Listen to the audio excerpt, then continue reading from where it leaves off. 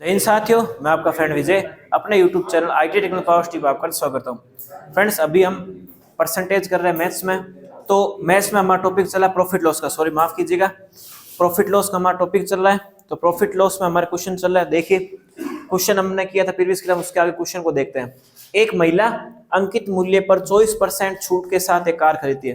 दोस्तों, हम जो क्वेश्चन कर रहे हैं सारे प्रीवियस ईयर में क्वेश्चन कर रहे हैं और लेटेस्ट इस साल के जो 2024-25 पूछे गए हैं, ठीक है, वो भी क्वेश्चन को हम देखेंगे। ठीक है, तो एक महिला अंकित मूल्य पर 24% छूट के साथ क्या खरीदती है? कार खरीदती है। समझ में आ रही है बात? और इसे अंकित मूल्य से 20% अधिक मूल्य पर बेचती है। इस टाइप के क्वेश्चन आजकल बहुत ज्यादा पूछने लगे, क्योंकि जो अंकित मूल्य पर बेस्ड होते हैं। ठीक है, ये क्वेश्चन अंकित मूल्य पर बेस्ड है। एक महिला अंकित मूल्य पर 24% छूट के साथ कार खरीदती है, ठीक है, और इसे अंकित मूल्य से 20% अधिक मूल्य पर बेचती है। समझ में आ रही बात भाई? 24% छूट के साथ कार को खरीदती है और 20% अधिक मूल्य पर बेचती है। तो हमको क्या निकालना है? प्रॉफिट निकालना है। आप मुझे बताइए, जो प्रतिशत लाभ जो निकाल जाता है, यानी परसेंटेज निकाल जाता है जो प्रॉफिट का, वो किस पर निकाल जाता है? बताइए मुझे। सीपी पर निकालते नहीं निकाल, सीपी का मतलब क्रय मूल्य पर निकालता है। समझ में आ रही बात? तो देखिए, अंकित मूल्य पर 24% की छूट है। मान लिया अपन एमआरपी थी, मान लीजिए कोई 100 रुपए थी या नहीं थी? 100 पर हमने 24% छूट के साथ क्या खरीदी है? कार। एक्चुअल में अमूमन होता है, सही है, होता है नहीं होता? कोई चीज जैसे मान लीजिए किताब है, किताब पर मान लो 400 रुपए लिखा हुआ है, मार्क प्राइस है। अब हम 400 रुपए की चीज को 400 में तो खरीदते नहीं है, कुछ ना कुछ दुकानदार उस पर क्या है, छूट देता है। छूट देके ही तो वो वस्तु को हम क्या करते हैं? खरीदते हैं। वो हमारा खरीदा गया मूल्य होता है। ठीक है, तो एमआरपी मान लीजिए इसकी वस्तु की 100 रुपए थी। अब 100 रुपए की चीज पर उसने कितना डिस्काउंट कर दिया? 24% का कर दिया। कितना कर दिया? 24% का कर दिया। तो 100 में से 24 को लेस करो, कितना होगा क्रय मूल्य? बताइए मुझे। 100 में से 24 को लेस कर दीजिए, कितना होगा बताइए? 76 होगा या नहीं होगा? बताइए। तो हमारा क्रय मूल्य कितना हो चुका है? 76 हो चुका है। समझ मारी बात? अब क्या बोला है? और इससे अंकित मूल्य से 20% अधिक मूल्य पर बेचता है। अंकित मूल्य से 20% अधिक मूल्य पर बेचता है। तो एसपी बताइए मुझे कितना होगा? जो हमारा अंकित मूल्य कितना है? 100 है।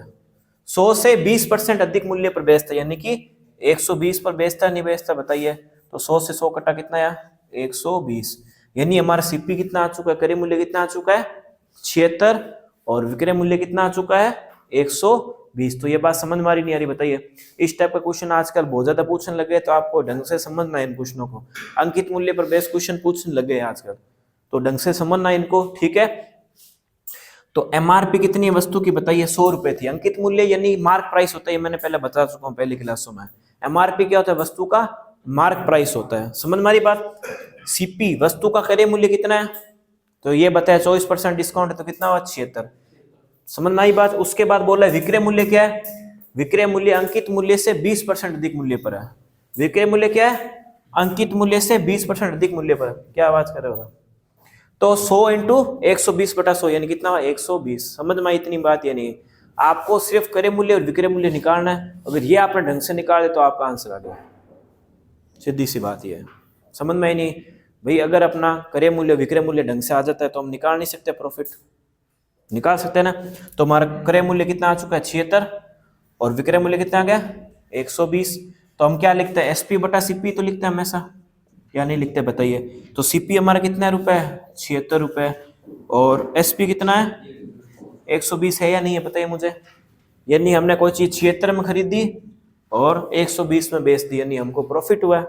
कितने का हुआ? दोनों को घटा दो तो हमको प्रॉफिट हुआ। परसेंटेज प्रॉफिट हम निकाल लेते हैं। ठीक है, यानी कि प्रतिशत लाभ कितने का होगा? तो 120 में 76 लेस कीजिए, कितना होगा बताइए मुझे? कितना होता है? 44 बट्टे में प्रॉफिट निकालो तो हम क्या निकालते हैं? दोनों का अंतर, विक्रय मूल्य माइनस क्रय मूल्य का अंतर, बट्टे में क्या आता है? क्रय मूल्य आता है। तो हमारे ये क्या आ गया? 76 इंटू में 100।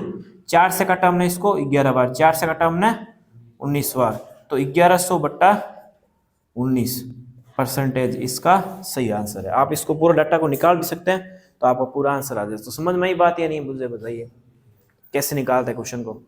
समझ में आई? देख लीजिए ढंग से। सबसे पहले क्वेश्चन में क्या बोला था? अंकित मूल्य था। अंकित मूल्य यानी कि कोई वस्तु का मार्क प्राइस होता है जो उस पर लिखा हुआ है। भाई अमूमन होता तो ऐसा ही है कि कोई वस्तु है, कोई वस्तु पर हमारा अंकित मूल्य लिखा रहता है, दुकानदार उस पर कोई ना कोई छूट देता है। अमूमन होता है ऐसा कॉपी किताबों पर ही ज्यादा है, बाकी पर तो कई चीजों पर हम एमआरपी पर ही खरीद लेते हैं।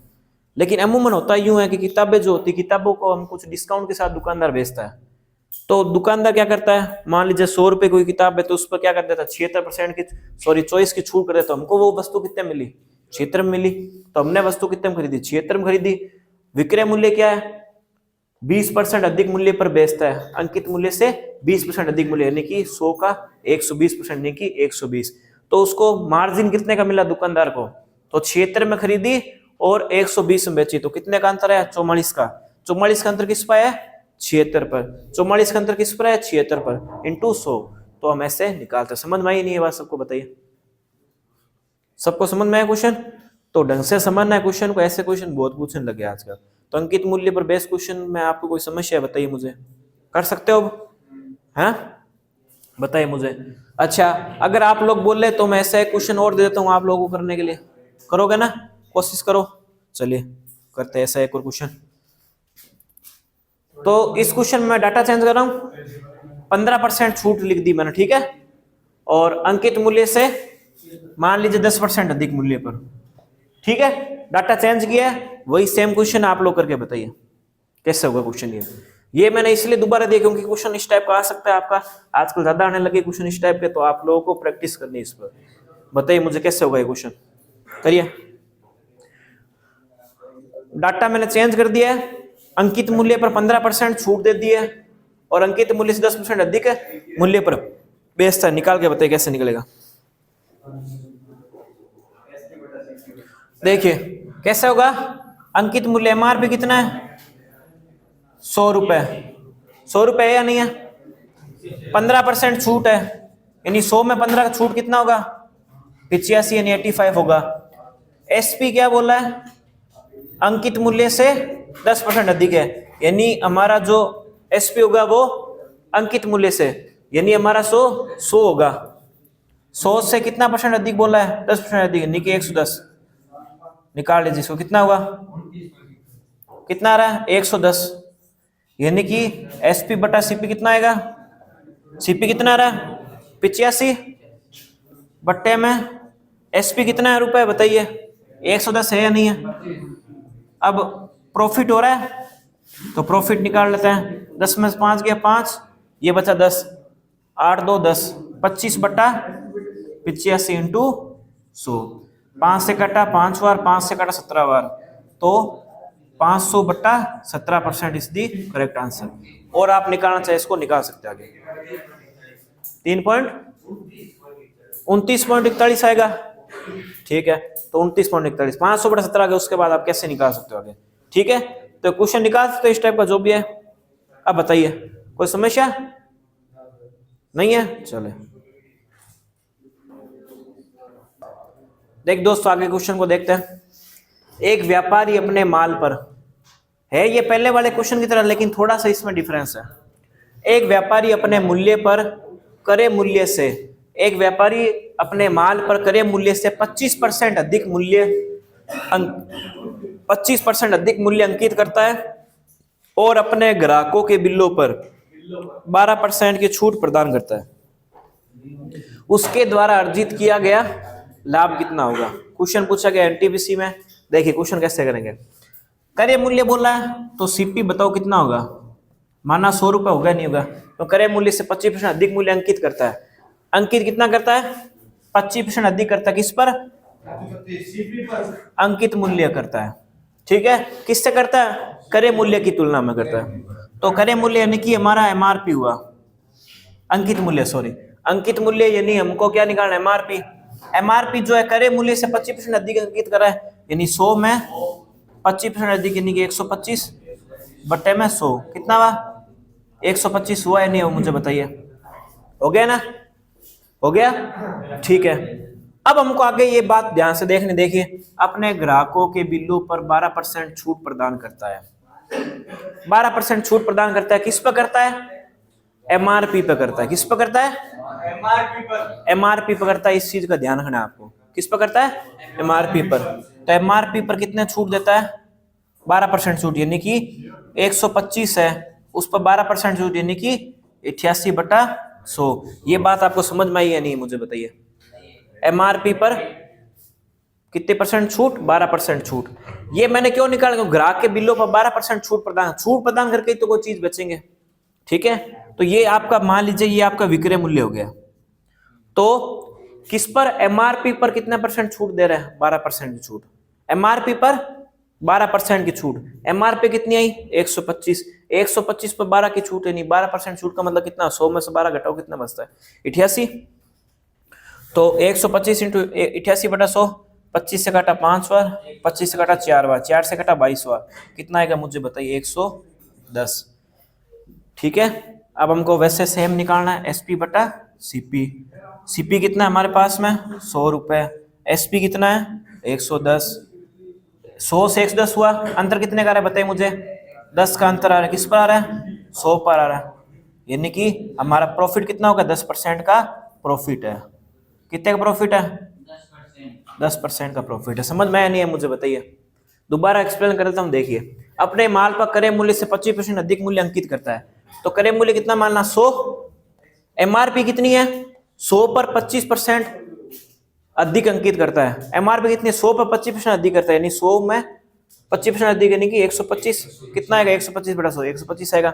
अब क्या बोला है? जो अपने ग्राहक के बिलों पर छूट प्रदान करता है, यानी कि छूट प्रदान करके कोई चीज बेच रहा होगा, तो 125 पर 12% की छूट कितनी होगी? 88/100, यानी कितने आएगा? 110 आएगा। तो SP/CP 100 रुपए की चीज को कितने बेच दिया? 110 में। कितने का प्रॉफिट हुआ? 10 का। 10 का प्रॉफिट किस पे निकला? 100 पर कितना हुआ? 10%। आया सबको आंसर समझ में? सबको समझ में आया? बताइए मुझे। क्लियर? चलिए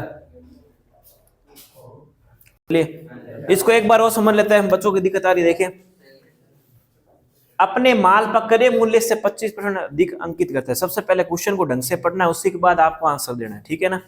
देखिए, अपने माल पर क्रय मूल्य से 25% अधिक अंकित करता है, तो क्रय मूल्य कितना होगा? 100 रुपए, माना 100 रुपए।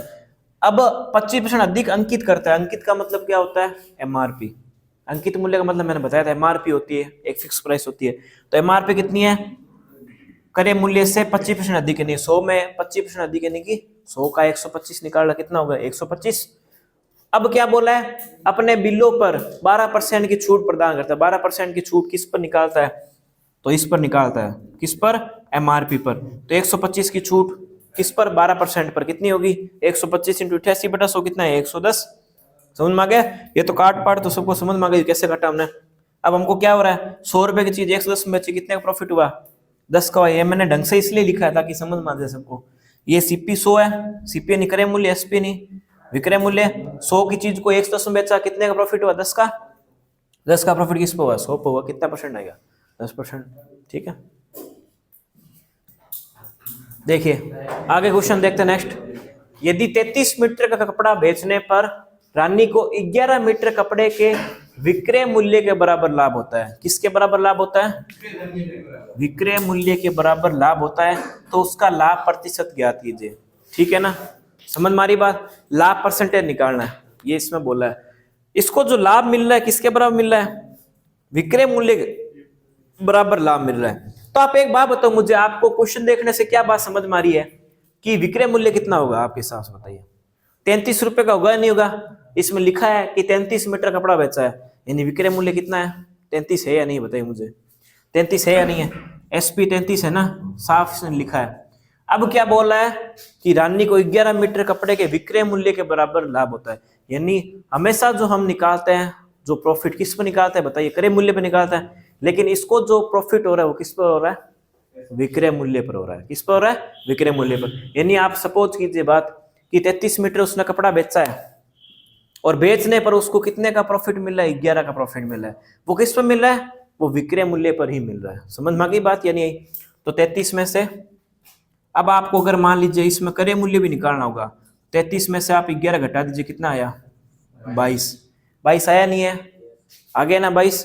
तो अब आपको पता ही है कि 22 से 33 कितना बटा 11, यानी प्रॉफिट निकल जाएगा। परसेंटेज प्रॉफिट कितना निकलेगा?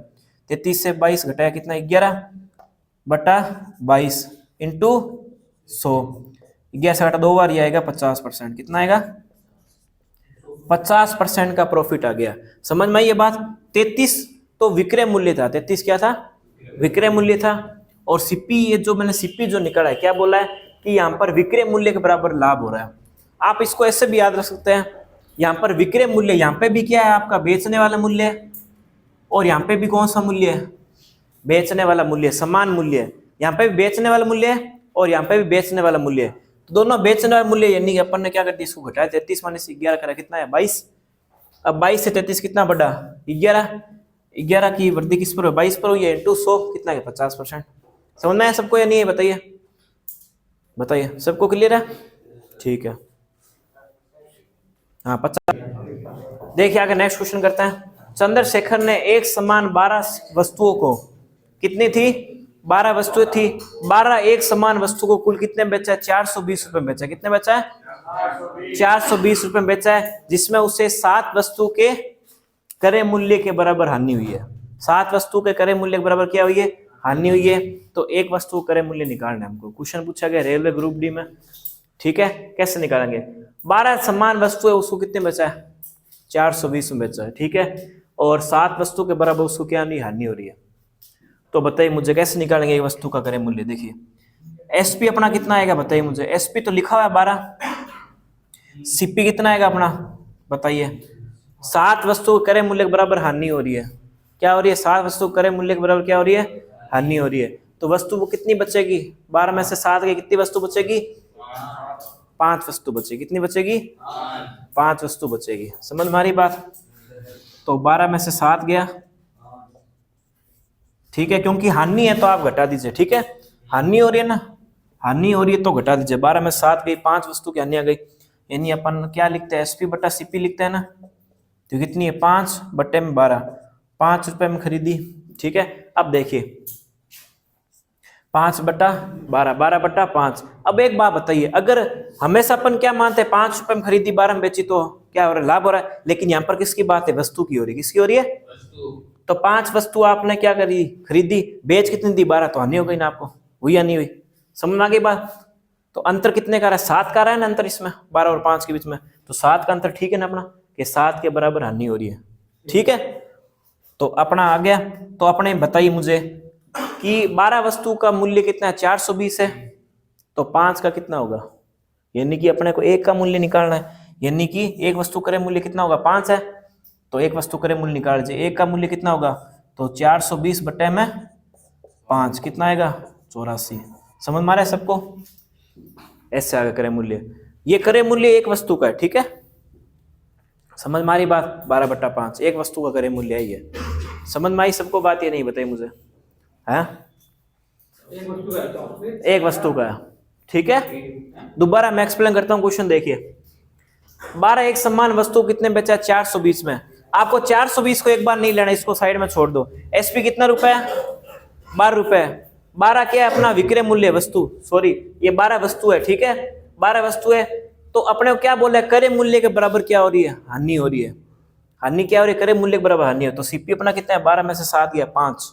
5 वस्तु आ गई, कितनी? 5 वस्तु। कहने का मतलब ये है कि मेरे पास वस्तु कितनी थी? 5। कितनी थी? 5। और बेच कितनी दी मैंने? 12, यानी 7 की हानि हुई या नहीं हुई? मुझे बताइए। वस्तु के मामले में हम जब 5 वस्तु खरीदते और 12 बेचते तो हानि होती है ना हमको? होती है नहीं होती? तो वही बात मैंने बताई है। यहाँ पर एसपी कितना होगा? 12, सीपी कितना है? 5, ठीक है? तो 5 वस्तु थी, बेच कितनी दी? 12, तो 7 का अंतर हुआ नहीं हुआ? यानी अपने को एक का मूल्य निकालना है सिर्फ। अपने को लाभ या हानि परसेंट है नहीं पूछा, अपने को क्या पूछा है? सिर्फ एक वस्तु का क्रय मूल्य निकालना। कैसे निकालेंगे?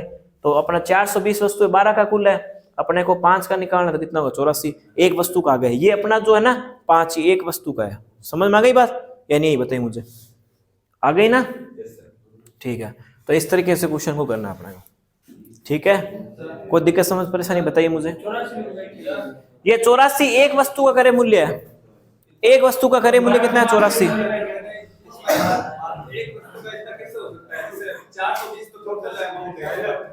420 जो है आपकी 12 वस्तुओं का है। किसका?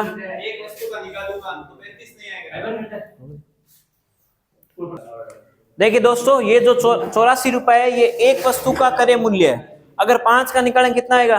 420। तो ये 5 वस्तु का क्रय मूल्य कितना है? 420 है। हमारा जो 800 आपको दिख रहा है, जो 420 वस्तु है, ठीक है, तो ये हमारा एक तरीके से क्या हो गया, ये हमारा क्रय मूल्य आ गया। समझ में आ गया बात? ठीक है, इसके बराबर क्या है? क्रय मूल्य के बराबर ही है। ठीक है दोस्तों, आज की क्लास को मैं समाप्त करते हैं। उम्मीद है आपको हमारी क्लास पसंद आएगा। अगर दोस्त चैनल पर नए, चैनल को सब्सक्राइब जरूर कीजिएगा और वीडियो को अधिक से अधिक शेयर भी जरूर कीजिएगा। दोस्तों मिलते हैं नेक्स्ट तक के लिए। जय हिंद, जय भारत।